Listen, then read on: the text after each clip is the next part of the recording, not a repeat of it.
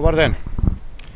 Материјалите од прислушкувањето и содржините од него се надлежност на специјалниот јавен обвинител. Тој е единствениот кој во независна и непристрасна постапка, ослободен од рацете на Никола Груевски, може да донесе одлуки во кои што ќе верува јавноста во Република Македонија. Се покажа непрофесионалноста на Марко Зврлевски, кој е во директен линк со Никола Груевски. Напразно Зврлевски сака да каже дека наводно почнал нешто да работи. Половина година од објавата на доказите од прислушкувањето и поднесените кривични пријави не е покрената ниту една постапка.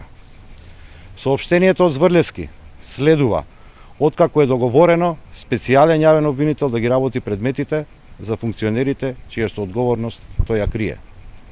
Ако добро се проследи она што го напишал Зврлевски, тој не се осмелил ниту еднаш да го спомене името на Никола Груевски, а не пак да го викне на распит.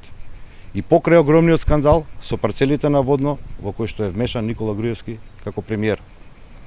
Обвинителството не постапило подопрен глас ниту за една од снимките за кои што не е поднесена кривична пријава, а особено снимката која што открива криминал со автопатиштата, во која што е вмешан лично Никола Груевски со сериозни индиции за барање мито помеѓу 15 и 18 милиони евра, како и за низа други афери во кои што е директно вмешан токму Никола Груевски. Освен Мијалков, ниту еден од високите владини и партиски функционери вмешани во скандалите не е викнат на распит. За ниту еден од нив нема никаква мерка за обезбедување. Тие се уште на своите функции, а можат да ја попречат истрагата, можат да влијаат на сведоци и можат да го уништат доказниот материјал. Марко Зврлевски не смее и не може да носи одлуки по предметите. Зврлевски нема ниту морален, ниту професионален интегритет и кредибилитет.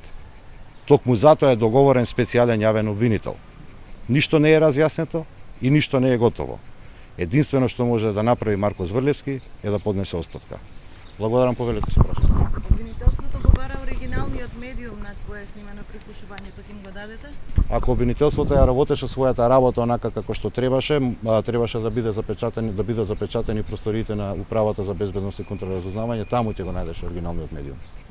Што мислите дека беше целта на овој потек на обвинителството? Што сакаат да одиграат сега? Сакаат, народски кажано, да глумат лудило дека нешто се прави. Во нашава денешна изјава доволно е јасно дека јавното обвинителство не направило ништо. Во секој од тие соопштенија кажува дека извадило тековни состојби, например 6 месеци по поднесување на пријавите, они соопштуваат дека извадиле тековна состојба. Било кој граѓанин на Република Македонија тековна состојба може да извади за 40 минути.